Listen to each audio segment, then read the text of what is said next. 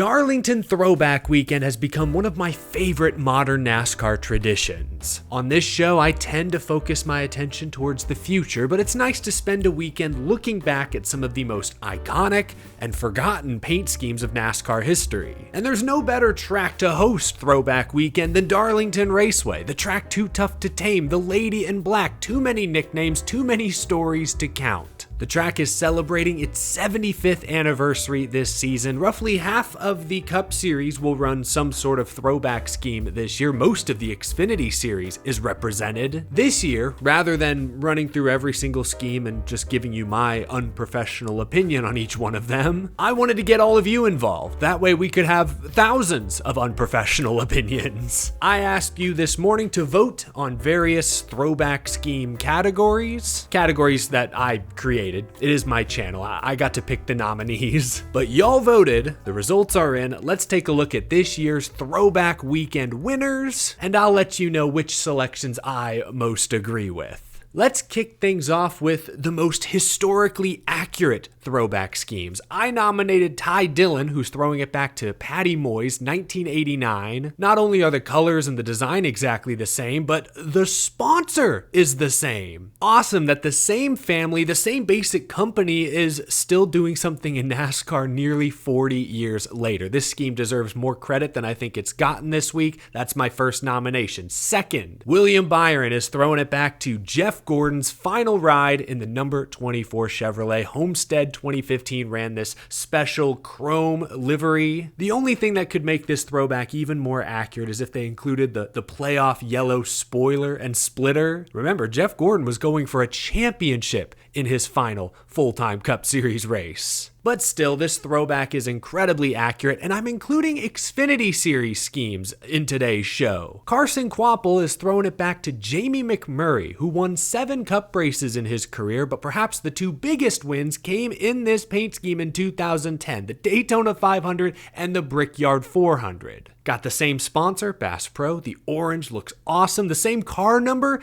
Shame they couldn't use that Earnhardt Ganassi font, but still looks great, worthy of a nomination. And finally, I'll show some love to Sam Mayer, who's throwing it back to Kurt Busch, who won the 2017 Daytona 500. Look at the detail. They even included the patch of grass that kicked up on the nose during his post-race burnout. It's almost like they took Kurt's Daytona 500 winning car out of the museum or wherever it's currently being stored, put some fresh tires on it and said, let's go. If only they'd added some Bear Bond to the nose, maybe some scrapes on the door, then this would have looked like a perfect replication. Still very accurate, worthy of a nomination.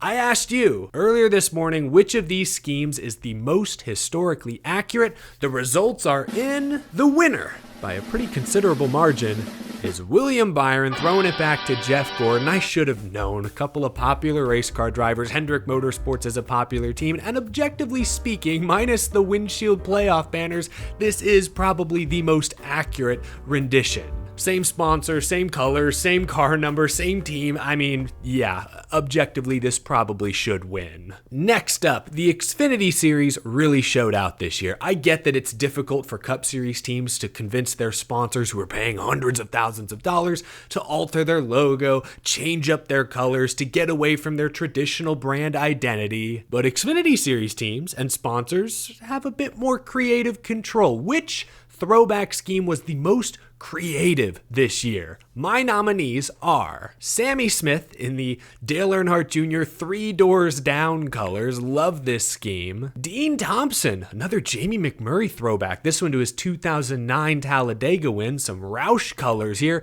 Did they include a Crown Royal logo on the quarter panel, Icy? How did they get away with that? I love the saw blade on the door. The attention to detail here, incredible. Brennan Poole throwing it back again to Jeff Gordon, this time his early 2000s Looney Tunes scheme. I mean, they Bugs Bunnied Brennan Poole on the hood and the door. That's pretty creative. Shout out to Ryan Pastana and Alpha Prime Racing. The colors on this wrap seem to change in the lighting. Really, really well done. And finally, gotta show some love to Leland Honeyman, Cope Family Racing, with the Jeff Green Nesquik throwback to his 2000 Busch Series championship season. They really went all out on this paint scheme. Chocolate milk making a comeback, it seems. There are your 4 nominees, most creative throwback. I asked you to vote. and the results are in. The results were a little closer for this one. The Looney Tunes and Nesquik schemes were both very popular, but the winner is Brennan Poole. Back-to-back Jeff Gordon throwback wins. I mean, Jeff was pretty popular back in the day, but objectively, I also think this is the most creative throwback this year. Remember, last season, Brennan Poole and team threw back to Kyle Petty's Hot Wheels days. They won the official Darlington fan vote. Could they go back-to-back? Clearly, viewers of this show seem to think so. What's our next category? It's similar to most creative. How about most outside of the box throwback? What's the most surprising scheme y'all saw this week? My nominees are Austin Cindric's Dale Earnhardt 1979 throwback, I believe, pre-RCR, pre the black number 3 Goodwrench Chevy. The blue and yellow colors look nice, but it's a little weird to see them on a Ford Mustang. Love that they changed the door number font to match, but I must admit, didn't see this one coming. This feels like an out-of-the-box idea. Next, Josh Berry with an Indianapolis 500 throwback to Jim Clark, his 1965 Indy 500 victory. The Wood brothers were on the pit crew for that Indy 500 effort. Brought some of their NASCAR knowledge and engineering to open-wheel racing decades and decades ago. The Wood brothers have been in NASCAR for 75 years. They're celebrating their own 75th anniversary. I would not have expected this to be their Darlington throwback, but it's a really cool story, really outside the box. I love it. Next, this one caught me off guard. Cole Custer throwing it back to Jimmy Spencer, the Target car days. Credit to Haas. I mean, the red colors kind of match, but they sort of emulated the Target logo on the hood. I remember as a little kid, I had like $40 to spend. We used to have an actual like NASCAR merch store where I lived in Houston, Texas. It was short-lived. It's long gone now, sadly. My dad took me there with my little allowance and was like, you can buy one die-cast car. And I was like 7, 8 years old. I didn't know anything. I didn't know who Jimmy Spencer was, but for some reason, I really liked this Target car. So that's the one I walked out of the store with. I could have picked any die-cast off the shelf, pretty much. I walked out of there with Mr. Excitement, the Target colors. Maybe I just really loved major retail giants. I have no idea. I felt like this was a pretty random scheme to throw back to, but I don't know, brought back some good memories for me. And then finally, another IndyCar related throwback. Nick Sanchez and Big Machine Racing are throwing it back to Bobby Unser's Indy 500 win. Love the colors on this one, but again, I didn't see it coming. A couple of Indy 500 champions represented at Darlington this weekend. Y'all voted for which of these was the most outside of the box. And in a total landslide, y'all agree with me. Josh Berry, Jim Clark, Indy 500 throwback gets the victory. Well deserved, in my opinion. Beautiful scheme, beautiful colors. I love that the Wood brothers actually reached out to the Team Lotus family to get their permission to use sort of this design, these colors.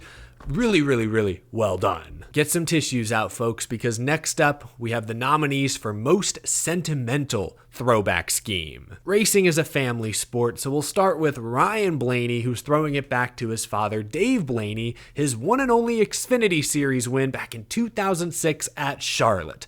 Don't remind me how this one finished. Really unique looking scheme for Blaney. Always love to see father-sons paying tribute like this. Wish the colors matched a bit better. The blue on Blaney's car is supposed to be green if it's to be exactly accurate to what Dave Blaney raced back in the day, but still good sentiment here. Next, we'll talk about Christopher Bell, who's throwing it back not once, but twice this weekend to his racing mentor, Rick Ferkel. Bell credits Ferkel with giving him one of his first big breaks in the sprint car racing world. Even after they no longer raced together, Bell says Ferkel continued to be like a mentor, a life coach. Sadly, he passed away last year, but it's great that Bell is able to pay tribute to his mentor not once but twice this weekend with a couple pretty good-looking schemes. Always difficult to translate a sprint car wrap to a full-bodied stock car, but I mean, these certainly look unique. Then we've got some more family connections. Harrison Burton throwing it back to his father, Jeff Burton, his old 99 Citgo days. I always loved some of Jeff Burton's Roush schemes, and Harrison's team perfectly matched up the colors as far as I can tell. Really well done. And Speaking of Burton, Jeb Burton throwing it back to his father Ward, throwing it back to his 90s Hardee's scheme. Simple design, colors look great. It's kind of awkward because Ward Burton drove the 31, but Jeb drives the 27. There is a 31 within Jordan Anderson Racing, but that's not the car Jeb is driving. So the numbers don't quite match, but the colors do. Really nice stuff here from all the Burton families. I know some of y'all are going to ask why I didn't include, say, John Hunter Nemechek throwing it back to Joe, his father. One, my YouTube polls only allowed for 4 options per category. And 2, as great as it is to see John Hunter throwing it back to his dad, the colors don't match at all. Obviously, Dollar Tree has to have their say. It's not a bad looking car, but it doesn't match the original multicolored look of Joe Nemechek's car back in the day. So that's why I didn't mention it, but I'm mentioning it now. Of these 4, you all voted, and the results are in. This one was pretty close, but Ryan Blaney's tribute to his father, Dave Blaney, gets the W. I get that Ryan's popular, and it is a fun-looking car. Again, it doesn't match exactly right. I'm not sure if that's the one I would have picked. All of these are really good, though. Like I figured this vote would be pretty close, and sure enough, it was. But Ryan Blaney, according to you guys, gets the win. Just a couple categories left. Let's talk about the most disappointing throwback of the weekend. I nominated Justin Allgaier's Brandt car. It's the same scheme he ran last year, and it's not really a throwback to any race car. It's more a throwback to the Brandt brand, which as a casual fan, I just don't care. So I put that one up here. Chase Elliott's UniFirst throwback to Ken Schrader, allegedly. We've talked about this one already on the show. They kind of got most of the colors right, or close, but they're all in the completely wrong place. I'm still confused as to how they messed up this throwback as badly as they did. Had to include it on the list. I also had to include Zane Smith's Long John Silver's car, kind of for the same reason as Justin Allgaier. We've seen this exact throwback before, and it's kind of just a brand throwback. It doesn't really remind us of any classic race car. And then I wasn't really sure what to include in the 4th spot, so I threw Alex Bowman's Jimmy Johnson throwback. I saw a lot of discourse online. Fans were kind of split on this one, so I figured I'd mention it. I like it okay. Is it the most recognizable Jimmy Johnson scheme? No, absolutely not. But it's to commemorate Hendrick's 200th win, 2012. Jimmy got it in this car at Darlington. So like it makes sense. The connection makes sense. I don't hate this scheme, but some fans had very strong opinions, so I included it. Let's see how y'all voted. Oh my goodness, with over 80% of the vote, stop the count. Chase Elliott, the Ken Schrader throwback. I can't even really call it a throwback. Ken Schrader homage gets the win for most disappointing throwback this year. It makes sense because Chase Elliott and Hendrick Motorsports have produced some bangers in the past. Throwbacks to his father, Bill. Was it last year they threw back to Dale Jr.'s National Guard scheme? That was pretty cool. And I think that was UniFirst as well. They've run some pretty great throwbacks in the past. So what happened here? How did they miss the mark this badly?